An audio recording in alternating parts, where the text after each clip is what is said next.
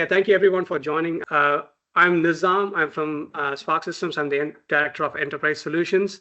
And today we're going to have a session presented by the experts at the Ministry of Defense on how they transformed architecture implementation and engagement at the UK Ministry of Defense.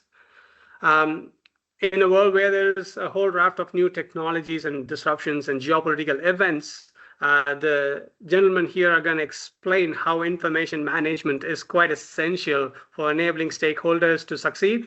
And they will also be going through in detail how they implemented the Sparx architecture platform and enhance accessibility and usability of this architecture information to the larger stakeholders. I'm excited to introduce the speakers. I'm going to be joined by Gus, Harry, and Rowan, who are the senior architects at the UK Ministry of Defense, who worked on it right from scratch and implemented it through various challenges and got the incredible stakeholder buy-in. So I'm excited, as you are, to gain some insights on how these experts use the Sparx architecture platform to transform the operations, enhance collaboration, and drive project success. With that said, I'd like to invite the team from Ministry of Defense to present their screen and enlighten us on this. Over to you. Thank you very much. My name is Agustin Martimina, but everyone calls me Gus, much easier. One of the information architects here at the UK Ministry of Defence, in particular working for the British Army. And I basically look after the Sparx environment and run the architecture review boards. With me, as was mentioned, I have Harry and Rowan. Harry. So my name is Harry Kelly, Junior Technical Architect and working in the Ministry of Defence. I've been working alongside Gus and Rowan for about a year, again helping with how the Sparx system works with ourselves. Brilliant. And finally, my name is Rowan Parker Jervis. So I am currently the Enterprise Architect, working through the Army's Land Training Test and Reference Capability, or its collective training transformation programme, a multi-billion-pound programme that we are using to transform the way in which we deliver training to our soldiers. Now, for those who could see my image, you'll also notice I am a soldier in my spare time, an Army reservist within the Royal Corps of Signals. And we've been invited here today to talk you all through how within the UK Ministry of Defence we've really looked to transform architecture engagement. And the first thing to really get after is, what do we mean by architecture engagement? And what we mean by that is, how can we get away from ultimately what many architects have to go through, justifying themselves to their stakeholders and customers? It's a consistent challenge where you regularly have to justify the purpose of your role, because many stakeholders don't really understand why architecture and modelling is so key to understanding, be it an enterprise, system, programme or project. It's critically very hard to often enable stakeholders to look at a model, be it an ArchiMate, UAFML, BPMN, and them to understand really what you mean by what you expressed with that model and essentially what you're representing. So today we're going to talk through how we've really transformed architecture engagement. We've changed the game. So enterprise architects no longer just have to be that focal point for questions, but instead stakeholders and customers can access the models themselves and almost treat them like digital libraries, where you go to the model to interrogate it, to understand what's going on, as opposed to constantly having to interrogate the enterprise architect, who in many respects almost becomes like a back-end developer who just puts together the model and based off feedback updates it to ensure it remains current. Now we've applied industry standards. Of course, you'll all be familiar with TOGAF.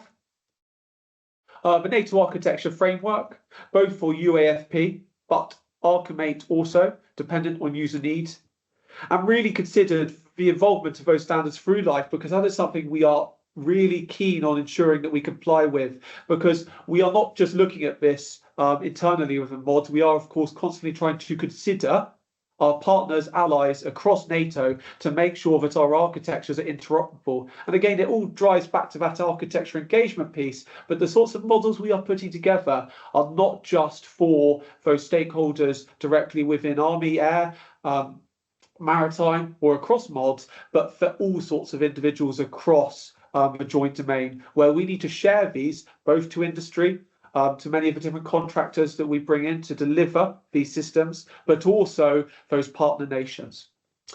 Okay, so we're going to start off with a discussion around meta, okay, where we've implemented practice, we've conformed with those standards, we've introduced training and developed model-driven generation technologies, profiles that really allow us to transform the way in which we develop our models and deliver them for our stakeholders. We're then going to show you how we've used one of those model-driven generation technologies to develop a mission thread and make it accessible using Prolaborate.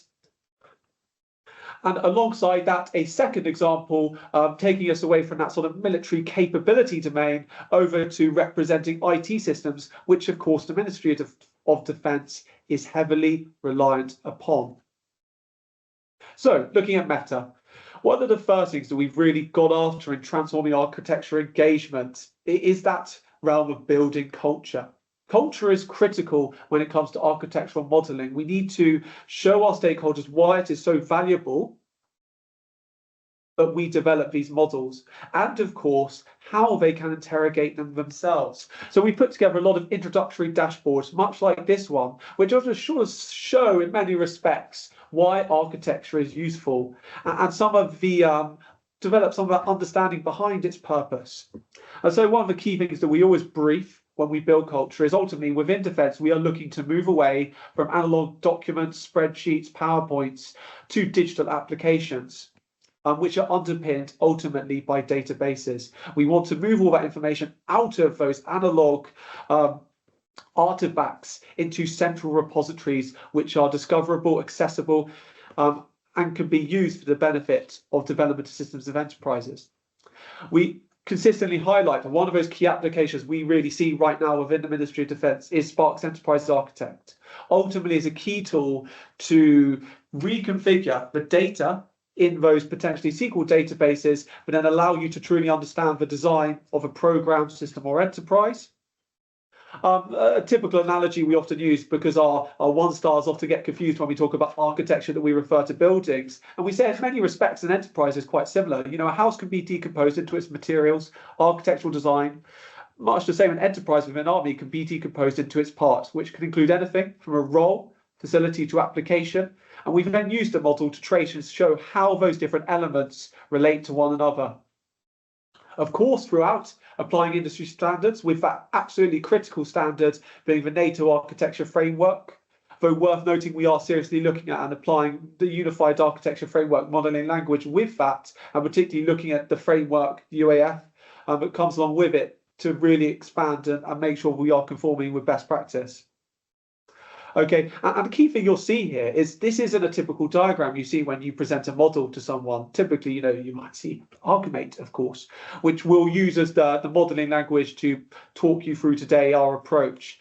But instead of showing them an ArchiMate model, we've looked to move away from that and instead just treat ArchiMate like a back-end language, something to develop models, but not to present them. We take this lexicon of different elements that exist within the notation and convert them over to rich pictures, much like this one. And we'll talk you through today how we've achieved that. And this really has been absolutely critical to our success in moving away from those documents, PowerPoints and spreadsheets. And you'll see right now I'm presenting off Prolaborate. Again, I personally rarely will ever present off PowerPoint. I will rarely actually write a Word report. We typically also use the document generation features within Sparx itself to actually generate those reports. So again, we can consistently move away from them. Now, it's been highlighted, again, we are very interested in ensuring we conform with standards. So the two that we are most interested in, ultimately our TOGAF, and realistically the utmost importance, because we're always interested in interoperability with partners, is the NATO architecture framework. So we've put together two meta models for the notations ArchiMate and UAFP, or UAFML, depending on the term you prefer, to show how all the different architects across the Ministry of Defence can conform with the NATO architecture framework. And you'll see here, you can open up all these different viewpoints to have a look at and ensure you are compliant with the standard.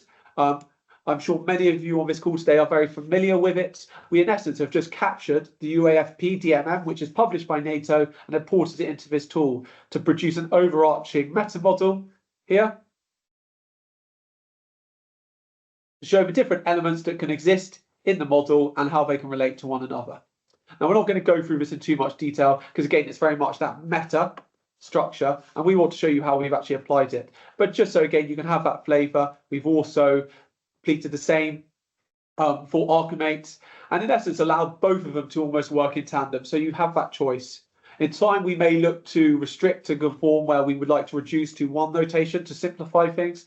But at this stage, again, we want to make sure we're open and offering all the standards that are available to our practitioners. And you can see here, so a similar meta model, but for ArchiMate. But again, both of those meta models usable with a NATO architecture framework. Now, something else to really highlight here, and this goes back to practice. One of the other key things that we've been getting after is training. Now, training is an interesting one. We are training up architects, we're training up civil servants, we're training up soldiers to be able to develop these models. But one thing we do not believe is that we should be training up those individuals that will develop those models, because you'll typically find a one-star or two-star officer who needs to access these models simply doesn't have the time to wrap their head around ArchiMate. They don't have their time to work out how to use Prolaborate. You know, they need to get this information quickly so they can make decisions. So you'll see here, we've set up Prolaborate in such a way with these icons to make it look and feel much like an iPhone or Android, because you'll typically find when someone buys a new mobile phone, they don't need to go through a training course or receive a training manual to use it. And we want to make sure that our models that represent our architecture can be treated in much the same way.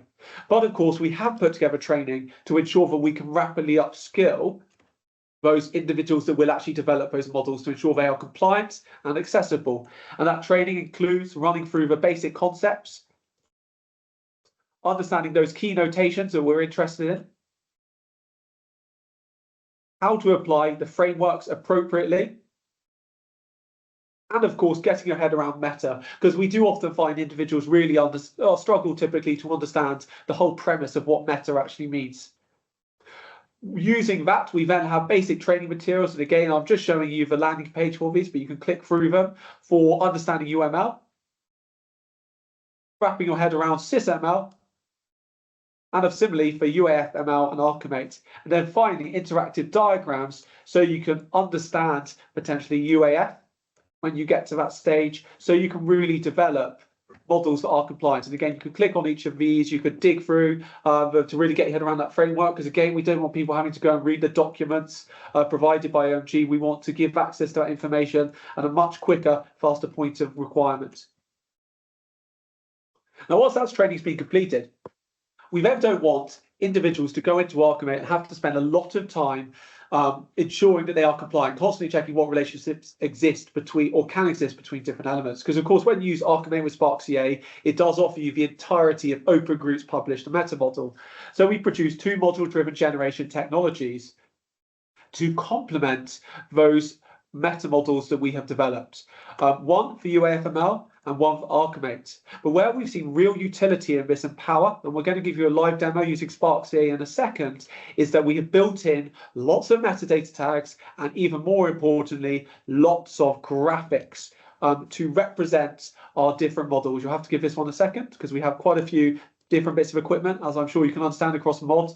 We built in all of these different graphics to our MDG, and this is an ever-expanding catalog to ensure that our users can actually start to rapidly build models but don't necessarily rely upon the notation. It's still ArchiMate in the background, but when you actually use the MDG, it converts it through to something much more powerful. Now, we're going to give you a very brief live demo of this here.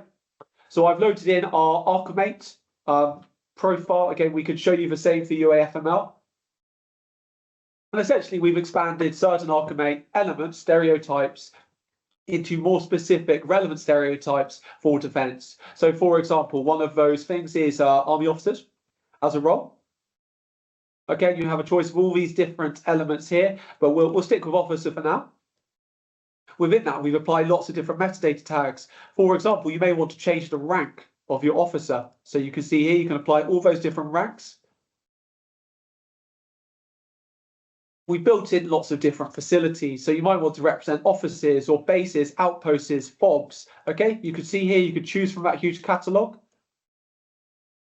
You may want to choose different vehicles, and we have quite a significant vehicle catalogue because the Army fleet is quite significant. But you'll notice with this one, when I click it, it still remains in ArchiMate because we have also added a feature which allows you to rapidly convert between ArchiMate and the graphic, depending on your stakeholders. And of course, we've written JavaScript scripts to complement this. So if you want to convert from ArchiMate to the graphics quickly, you can do that indeed. And you'll also see from the metadata tags, we've got lots of other stuff built into here. For example, different owners, so we can rapidly identify who potentially owns this system, different security classifications. So we no longer classify by document, but we literally classify down to the detailed elements, which makes it much easier for us to share open source or official data, as opposed to potentially one paragraph in a document, elevating that information to official, sensitive, or even secret, and then restricting our ability to distribute it. We've used a mixture of graphics and also, when it comes to stuff like networks, different shape scripts to represent different types of network. You'll see here there's a whole host of different things that you can introduce. And I think that really gives you a flavour of this in action. Something else we also really like is the ability to develop task orgs. So we've built into our MDG the ability to represent task orgs, or at least formation units, using the NATO standard. So again, you could see here, we could choose engineer potentially to represent one of these NATO symbols. You could apply different flashes in the bottom right-hand corner. So we could change this depending on who owns it, whether it's AHQ, it belongs to a brigade, battle group. You could choose different sizes. So we might say this is a corps. Again, you can see here changing the arm, all sorts of different things to reformat this element using the shape script that's built in. But one thing we have retained, and you'll see this in the top right-hand corner, is still trying to ensure that our stakeholders have a rough flavour of that notation, because we're still keen to have a familiarity with ArchiMate. So you can see in the top right-hand corner, it still includes that ArchiMate logo or icon, so they have a flavour of what we're trying to actually get after with this. Okay, back to the actual Prolaborate dashboard. So that gives you a flavour of how we put together this MDG, which has really unlocked so much potential in getting Army officers really bought into what we present to them. So they really like it. It produces dashboards which are friendly, feels like they're using their mobile phone. They actually can use this on their mobile phone if they have MonNet connected devices. And they can actually load it up. And if they're at a conference and they need to quickly something about a specific system, then they can search it and get to grips with potentially which vendor has produced it, what processes are being completed in support of it. One example of this is putting together mission threads. We are incredibly interested within the Ministry of Defence on the development and delivery of mission threads using modelling approaches, and again, getting away from bulky documents to try to elaborate what we expect a unit to do. So we can represent a concept of operations here using a capability hierarchy. So we might be interested in a battle group, and again, you can use the nested pie functionality built into Prolaborate to access the model and show where all those different capabilities will specialize into what we're critically trying to deliver with that concept. Using that task org functionality, we could build out sophisticated task orgs for entire battle groups, you can see here. And really useful, build in metadata tags to then extract and build charts with respect to those task orgs. So the commander could potentially understand what the breakdown of forces is, where different units are potentially located, or the classification of which those units are operating at. And what is really powerful here is ultimately this builds a catalogue up of all those different units, which they can then draw upon down the line. We could show operational rich pictures, because often the commander wants to have an overview of potentially how everything ties together, where they tie back to base to those deployed elements, using these nice graphics of soldiers, tanks, devices, to show how everything links together, because we're really interested within the Ministry of Defence around interoperability and integration. And critically, when you build in these links, you can use those interfaces to identify where specific standards apply to them, either DEF stands, STANAGs, ISOs, IEEE's catalogue of different standards. So we really get after how we deliver these different components to ensure that they can talk to one another. We could build out equipment catalogues much like this one. And I really should highlight here that this is, of course, all dummy data. So not a live representation, but just an example of how we use this platform to really represent potentially to an officer or battle group commander the equipment available to them. and importantly, which different parts of their unit are using what. So you can see here again, the nested pie functionality should show the README component of a battle group is using these different bits of equipment. Potentially also charts like this one to show the number of different assets that are available to them. And of course, again, you could click on each of these different assets and then identify through traceability who is using what, which I'm sure, again, you're familiar with. Add details about each of those different bits of equipment, thus building out a true library and wealth of information about all that is available to you in the delivery of a mission. We can map out activity, and something we've built into our MDG is the ability to use ArchiMate with sequence diagrams. And that's something we really love about Sparx EA, is the fact that it offers so much flexibility. A lot of other tools, particularly ArchiMate tools or pure ArchiMate tools, will not allow you to develop sequence diagrams with the notation. Because something we also find incredibly powerful are activity diagrams, particularly flow diagrams. And you'll see here the flow of a battle group as it goes through the process of attacking an objective. And again, Sparx EA offers this functionality, so you can open up that process and really show from the start point to the end point all those different actions that will take place.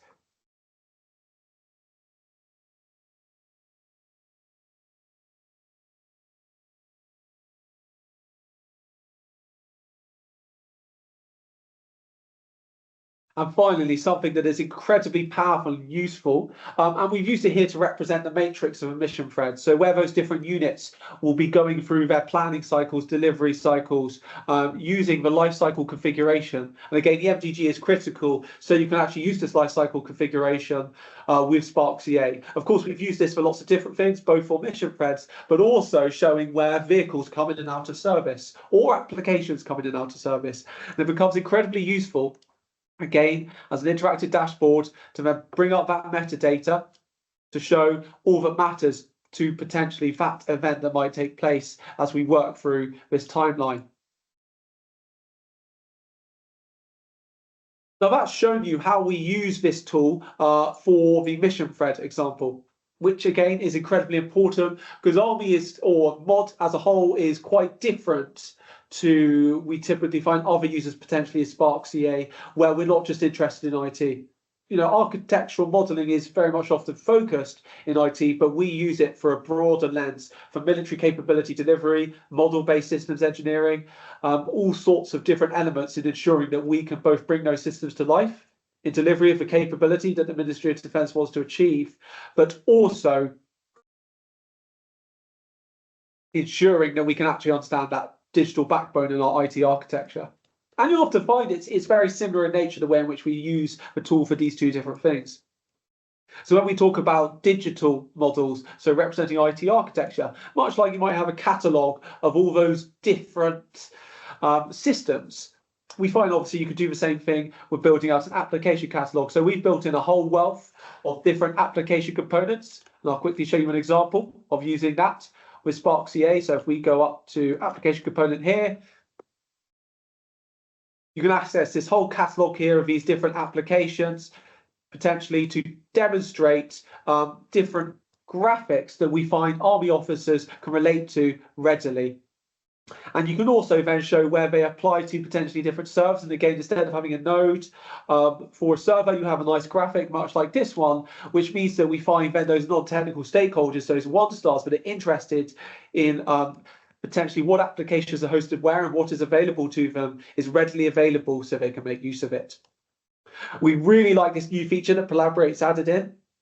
These diagrams are really helpful in us identifying potential APIs that exist between our different applications. Again, I really should highlight that this is just a bit of dummy data. These aren't actual APIs. So you may look at this and say, oh, I don't think that exists.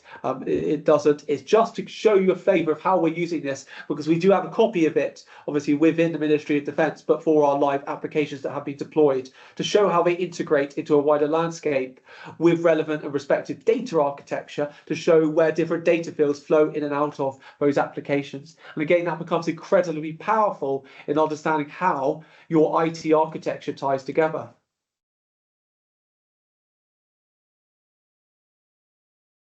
We're obviously very interested again, and this is much like the last example, in those rich pictures in representing how different roles across defence use those applications. And I showed you previously the ability to add in officers, add in naval officers, civilians for to work in defence, and then apply those different applications to them. Again, all conforming with that MDG, so applying the standards that we've laid out to our architects. And again, much like the other demonstrations we've shown you, we've built in the ability to add actors for different domains. And again, you can apply those different formation flashes to show where the actor belongs. And similarly, we have that for organizations. So both of these, including the formation, are just extensions of the ArchiMate physical business actor in this case, or when we use UAFML, an extension of the UAFML post.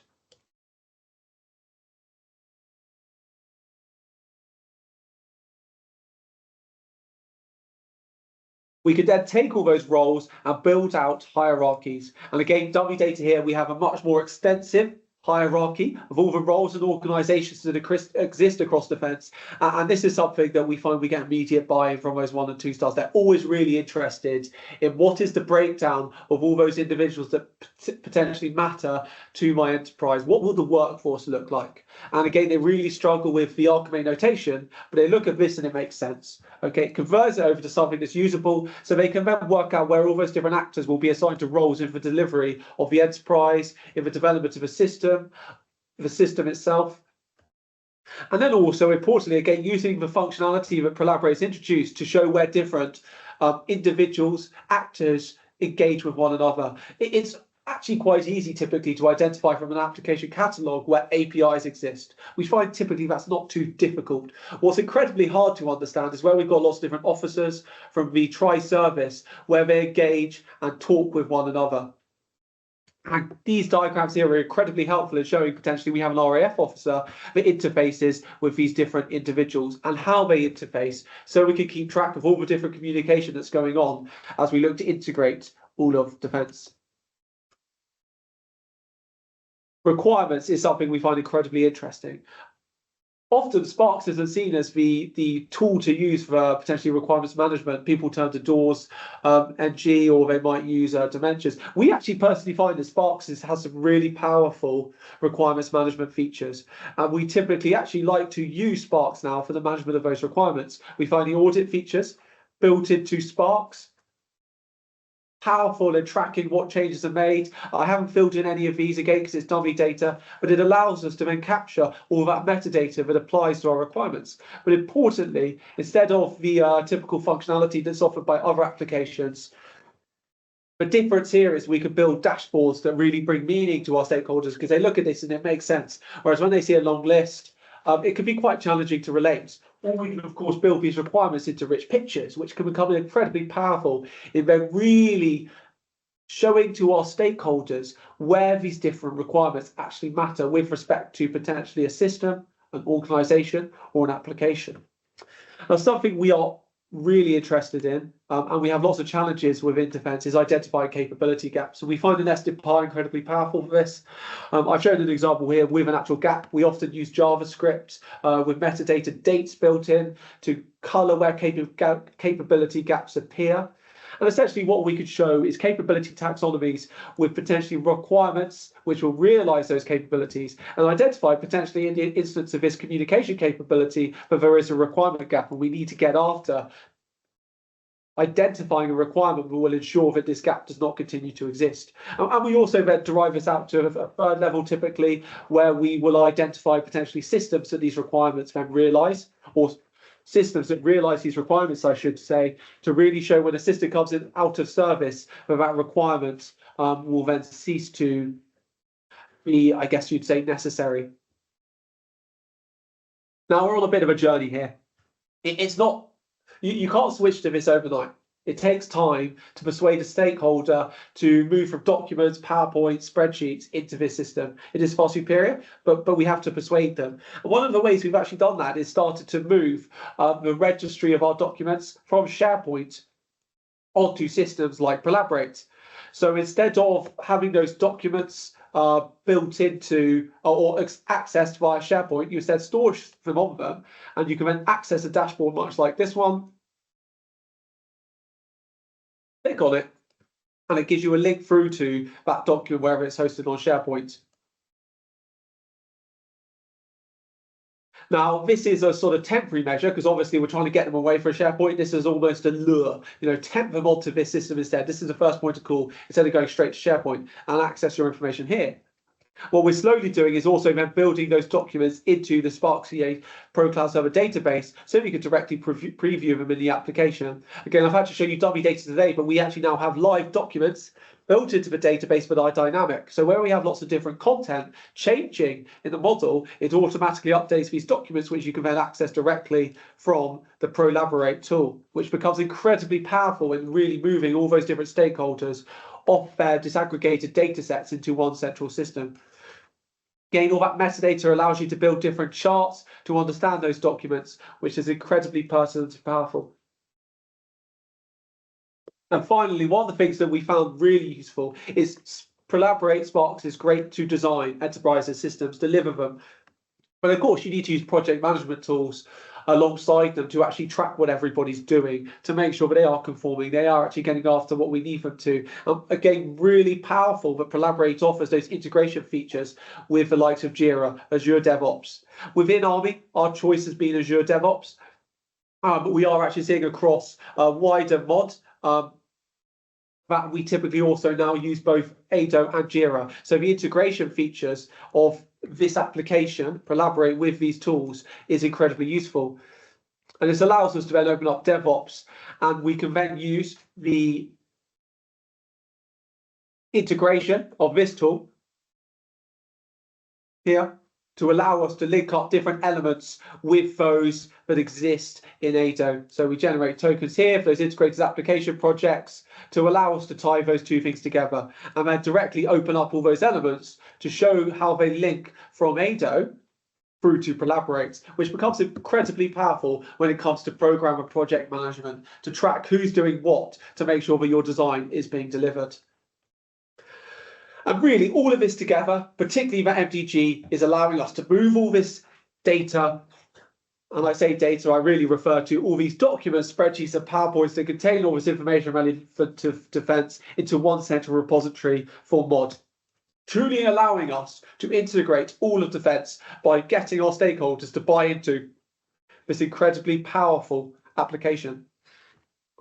That's the end of our presentation, but we're really keen to get some questions. We're, of course, more than happy to go through the MDG in a bit more slow time to show you how it's been developed, built.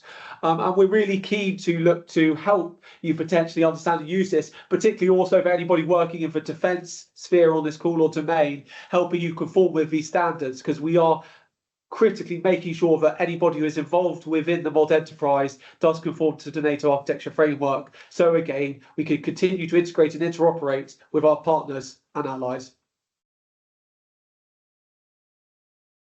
Thank you so much for the wonderful presentation. It was great. We have quite a number of questions to you. We'll try to go through them as time permits, but are you okay if I can just read out the questions and you try to answer them?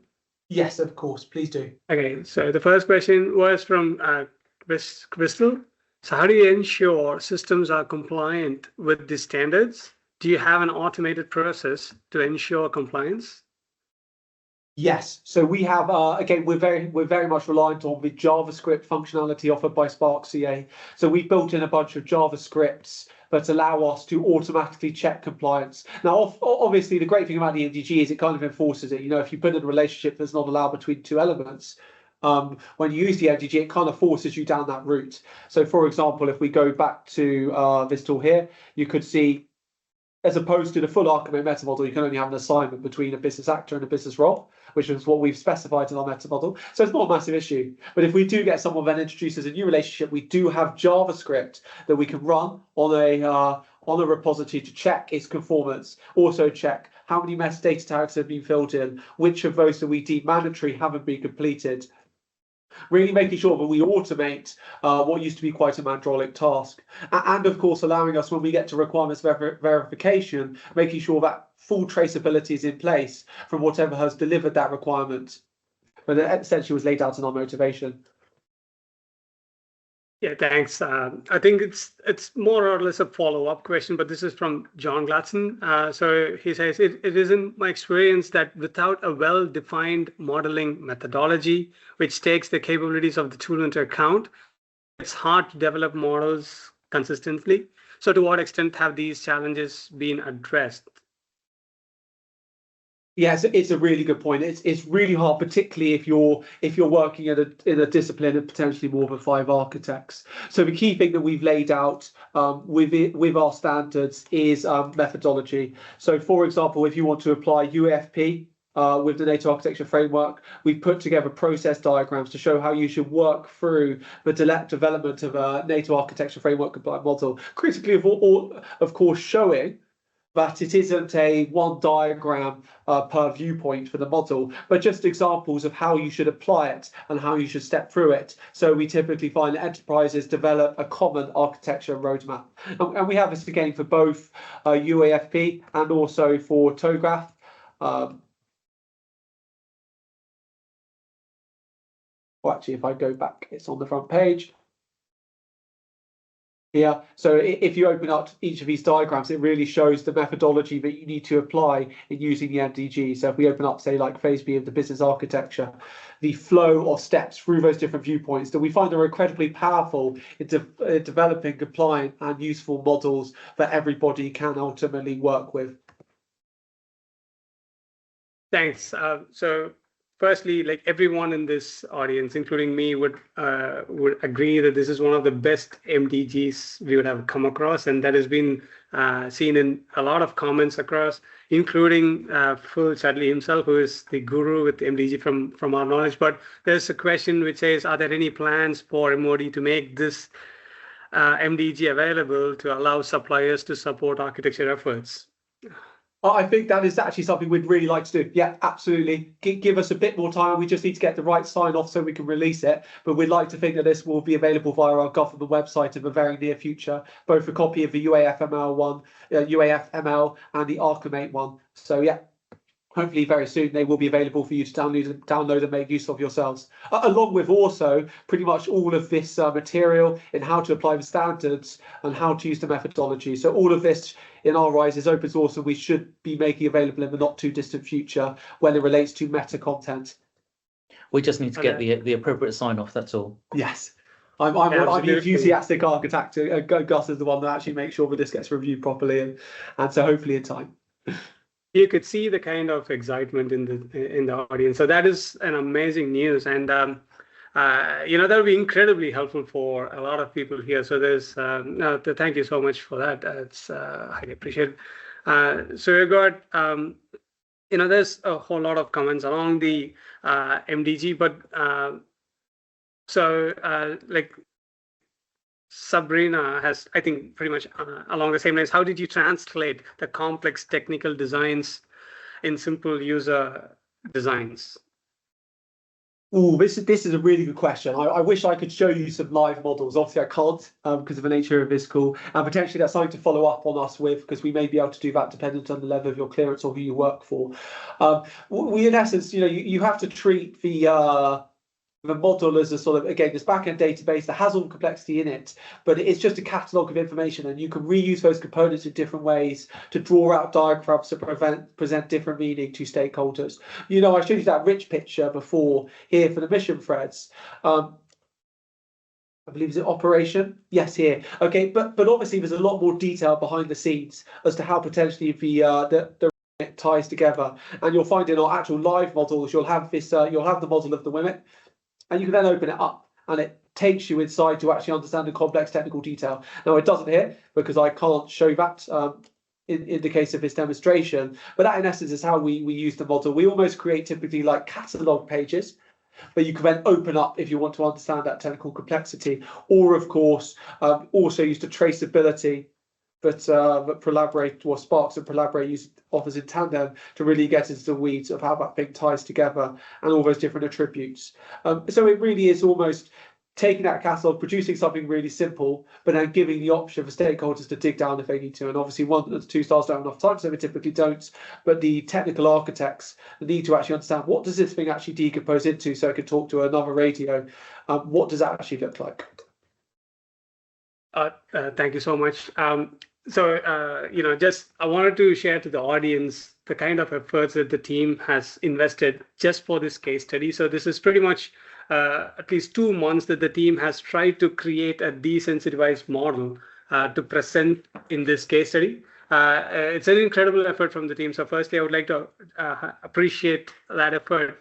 And this question would come to anyone. So I've been with Sparx. This is my 20th year with Sparx, and this is one of the best implementations of an MDG that I've seen. And like there's a question along the same lines which says, it looks very good. And how long did it take? And how many modelers were involved to get something like this? And how many modelers are involved to keep the repository updated? It's kind of just, well, in terms of developing the MDG, it's just me, Rowan. So yeah, I just sort of, I guess you say I've put this together over the last year. If you ask me to put this together now from afresh, probably take no more than a month. You could probably get it smashed out in maybe even a few weeks, potentially in a push, if it was the only thing I was working on. Obviously, it took a long time. What was difficult was to agree for how we apply the standards to make sure that we have meta models that everybody agrees with. That was hard. Once you have the meta model in place, actually, the SDK that Sparx offers is actually really easy to get your head around. There's some great videos on YouTube that I watched, and after watching those that have been put together by Sparx, you typically find actually it's not too challenging to get these together. Now, there obviously is an element of graphic design, and there's an element of actually learning ShapeScript. ShapeScript is quite an easy language to wrap your head around, except for the fact, of course, there's not a lot of Stack Overflow out there for you to refer to. So it's a bit of trial by error. But it's, I would say it's been an individual. As I say, in this case, just myself putting the MDG together, putting together all these meta models, these methodologies. That's pretty much just myself. But I say an individual, Gus and myself. Gus has really been, and I should have put down his efforts because he's actually reviewed all of this. And sometimes it's easier to develop it than it actually is to review it, because reviewing it is almost a more painful element. I get to do all the fun stuff, and he gets to do the boring stuff of reviewing it and then persuading his bosses that it's correct, to make sure that everybody is in agreement. And what I'd add there is that obviously Rowan's ran off with it and made it look great. And I was saying, can we simplify this? Can we simplify that? And that's why we then had lots of pull down menus rather than having 100 tanks or however many there are. It was a tank, and then from the pull down, you select the right one. Whether he selected the right image after that, I don't know, but hopefully he did. So it's, I guess what we're getting at there is it would be quite easy to put another one together because we have that lived experience.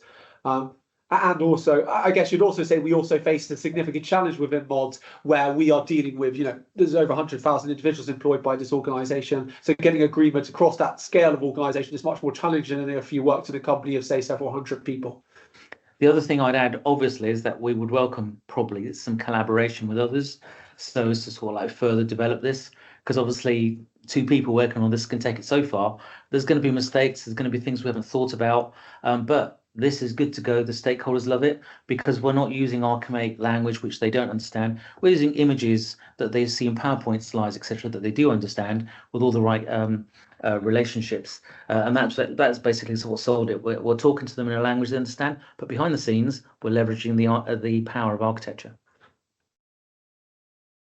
Oh, that's incredible. I'll share all the comments in an email to you, to you all 3. But it's like just appreciation from most of them. I think it's an incredible effort. So I guess just to reiterate what you said, I think there's a lot of teams from different defense organizations who have joined this webinar, and your invite to them to kind of join and build this is something that I would like to reemphasize, and we'll send this as a message to the attendees as well. But it's something that is going to take the teams who would like to start to a point where there's 80% of it already done, and they can just build it from there. So this is great work. So there are some technical questions as well. So there's a question where Stephen is saying, I've written ShapeScript. Have you found any external tools which can help design them rather than the inbuilt tool? I think you've just been programming from scratch, haven't you? You found no tools that can help. There's no AI at the moment that can help us do some of this. To write the scripts, yeah, not really. I mean, yeah, it is just writing all the shaped script from scratch. As I say, there's very little to refer to. If you're talking about using tools to actually develop the graphics themselves, if I'm completely honest with you, basically I just use PowerPoint in many respects to put together a graphic. I'll go find the relevant image from a source that we're allowed to use, and then generate that graphic. But it does depend. I try to use, so for example here, this is purely shape script. So we don't actually use any graphics. For example, this one is, whereas these other ones here, or that's purely shape script, but like this one here is a graphic built in. As a tool that we have used for that is VBS4. For those in the world of modeling and simulation, training simulation, you may be familiar with VBS, which is an incredibly powerful simulation tool, but includes a wealth of graphics that you can then build in. And again, the land training test and reference capability working at Army is incredibly involved with the team at VBS or BISIM, who deliver VBS4 to then build in all these graphics to make them usable to mod. I've also noticed a question further down that says, is this Sparx EA on cloud or on-prem? For obvious reasons, we don't use the cloud version because our architecture has to be sort of like restricted and protected. So we use Sparx EA and Prolaborate on-prem at the moment. Yep. Thank you once again. So there is one common theme amongst many questions, which is coming back to what challenges are you facing in keeping the model up to date?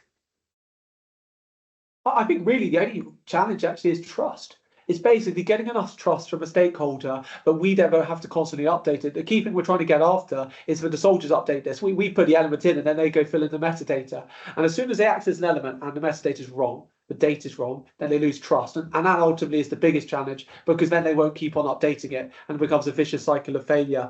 And so really it is consistently having that trust. Now, obviously we use scripts to the greatest of our advantage to keep it up to date. We are now starting to use AI with this tool. So an element of DNS, a part of mods, have actually used AI to auto-generate models that they can then import into Sparx.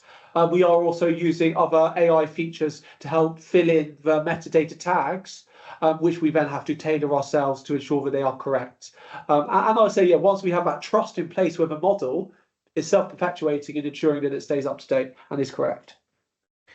The other reason for doing it this way is to get them, rather than use PowerPoint, to actually come and build their models in Sparx EA itself, in a way that, as long as the graphics are correct, they can then do the relationships and add all the information they require. And of course, because there's multi-channel publishing, they can then sort of like output that to Word or output that to PowerPoint.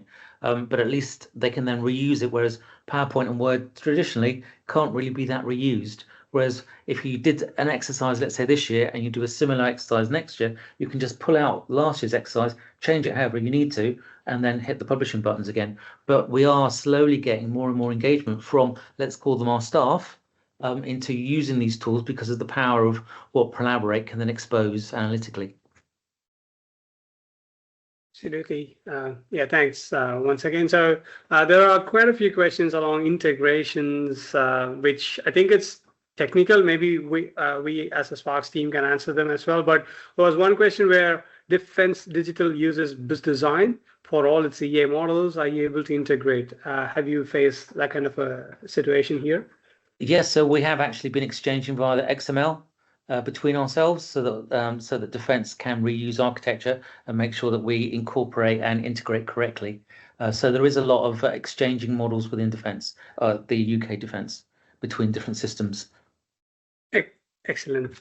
Thank you. And from our experience as well, so there are most of these tools which has powerful REST API support, and Sparx has a REST API support as well. So there's a lot of integrations that's possible as well. So I guess I'm just going through this. So this again, like, appreciation. And is there? So there is a question where is the AI component on-prem as well? The DNS one is, I believe. The DNS one, yeah, they're using AI on-prem to generate those models. But I would have to go to them to give you. DNS are another part of the Ministry of Defence. They're busy. Okay. Looking at capabilities going forward. We regularly engage with them, and we could certainly, if you have more questions around the AI features that we're using within mods, we could certainly put you in touch and answer those questions. Okay, thanks. So there are some interesting questions again. So there's a question on change management. Again, a couple of questions on change management. So how do you do the as-is and to-be models currently? So there are some new ways like the time-aware modeling and RAS, but how do you use it in your practice? Typically, it's using as ADO. So if you want to change an element, you have a respective Kanban board that has those elements, and you have to use that to make those changes, and then metadata tags to work out when something goes from approved potentially or proposed to implemented. And also, we are starting to use the version control, which allows you to show how a model transitions. We haven't put a demo of that today together, but we do use it elsewhere, where you often have 3 different repositories with different versions of the model to show those transition states. Just a follow-up question on that. Like there's a specific feature like Martin is asking, which is time-aware modeling. Do you use this? I've not come across time-aware modeling. I'll be really interested, because if it's a feature I haven't used, I'm always really excited to use it. So actually, maybe you could get in touch with us and help us out, because we'd be really interested to learn about that. Sure, we can. We can share more information on that to you. Thank you. So there's a question from Rocca. You mentioned managing requirements through EA. Do you then do anything to link or validate design and code against those requirements? Oh yes, absolutely. So typically, again, I can't show it on here, but we will have those requirements linked to potentially services, different applications, processes, and these will trace through the whole model to verify whether or not a requirement with the respective metadata has been complied with and realized. Again, I'll need to show you an actual demo of that. We can't do that today, but we do typically find, so the requirements almost sit right at the top, or just below the capability, so the capability from requirement, and that then derives out everything else that exists in the model. So realistically, everything ties back to those requirements, because remaining compliant with requirements is always key. Okay. Thank you so much. It was all great. So there are quite a few other very specific technical questions, which we will try to take offline. But given that we have a few more minutes, would you like to summarize or share anything else to the team? So we have the team still listening. So, you mentioned about inviting people to collaborate and extend. Do you want to share a few words? Yeah, so I guess, or Gus will speak in a second, but if you want to come and visit Mod and you have the right clearances, please do get in touch with us, and Gus could book you in for a visit. We could talk through this in more detail, particularly if you're from industry. We're really keen to engage industry more on this, because we want them to start adopting it as well. So when they produce models that propose new systems for us, we can make use of them. So yeah, please do get in touch. I'd also really just say to everybody, really focus in this day and age on making sure models are accessible. We want to get away from this sort of era where we, as architects, we have to justify ourselves, and 2, our models are spider webs that are inaccessible to our stakeholders. If your stakeholder who doesn't understand architecture can't access your model, then it makes it very tricky for it to truly add value to your organization. Yeah, I mean, the last thing we want to do is alienate our stakeholders, because the only thing that happens there is projects get cancelled. So we've had to look at this saying, well, they're never going to learn this language. 1 or 2 stars just need to know, is this a go, or is this a stop, or is this a pause? So we thought, well, we discovered by accident that we could reskin Sparx, and then took major advantage of that. And obviously, depending on your industry, you'd be changing that. For if you're retail, obviously we're defense, so tanks and guns, and sort of focus on what is it the stakeholder wants. What we've been trying to do today is share how we've leveraged Sparx Prolaborate to help others. And more importantly, also to sort of keep our stakeholders, develop things faster, cheaper and better. But should anyone want to come and see us, we're obviously here at Army headquarters in the UK. Please get in touch. And as Rowan said, we'll then look into seeing if we can then host you and show you a bit more. That is so kind of you, and that's excellent. So there are some requests of they're requesting your contact details. If you would like to share something, you can share them in the chat. If you're okay, we can email them as well. But the people would like to get in touch with you, and what would be the best way if you could share the emails? I'd be happy for you to share our emails. Are you right that, right? Yeah, please do. Feel free to share our emails. I believe do you have those? We'll email them to you. We'll make sure you have those. We'll email those to you. Please do share them out to anybody who has questions. We're more than happy to hear from anyone. Sure. Thank you so much. That's great. As this is one of the most active and engaging session that I have hosted or presented. Thank you so much for all the efforts that you have done to share this to the larger audience. When we started this discussion, so I have to give credits to Gillian, who initiated the whole thing. I was quite skeptical. How would we even make the UK Army model as a case study? But the team were so kind. They built a complete desensitized model that was that they can present. Thank you so much once again for doing all this and all your efforts. And we will get back to you with some of these questions and contacts that people want to kind of reach to you for. And thank you everyone for joining the session as well.